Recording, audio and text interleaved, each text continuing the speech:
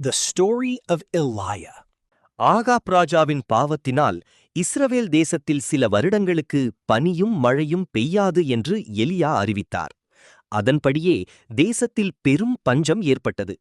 பஞ்சத்தின் போது எலியா கீரீத் ஆற்றண்டையில் ஒளிந்திருந்தார். அங்கே காலை மற்றும் மாலை நேரங்களில் காகங்கள் அவருக்கு அப்பத்தையும் இறைச்சியையும் கொண்டு வந்தன. அவர் ஆற்றின் தண்ணீரை குடித்தார். ஆறு வற்றிப்போன பிறகு எலியா சாரிபாத் ஊருக்கு சென்றார். அங்கிருந்த ஒரு ஏழை விதவை தன்னிடம் இருந்த கடைசி சிறுதுளி மாவையும் எண்ணெயையும் கொண்டு எலியாவிற்கு உணவு சமைத்து கொடுத்தார். இதனால் கடவுளின் அற்புதத்தால் பஞ்சகாலம் முடியும் வரை அந்த விதவையின் வீட்டில் மாவு பானையும் எண்ணெய் பாத்திரமும் குறையவே இல்லை. எலியா பாகால் தீர்க்கதரிசிகளை கர்மேல் மலையில் சந்தித்தார். எந்த தெய்வம் பலிபீடத்தின் மேல் அக்கினியை நெருப்பை வரவழைக்கிறதோ அவரே உண்மையான தெய்வம் என்று சவால் விட்டார். பாகால் தீர்க்கதரிசிகளால் எதையும் செய்ய முடியவில்லை. ஆனால் எலியா ஜெபித்தபோது வானத்திலிருந்து அக்கினி இறங்கி பலியை எரித்தது.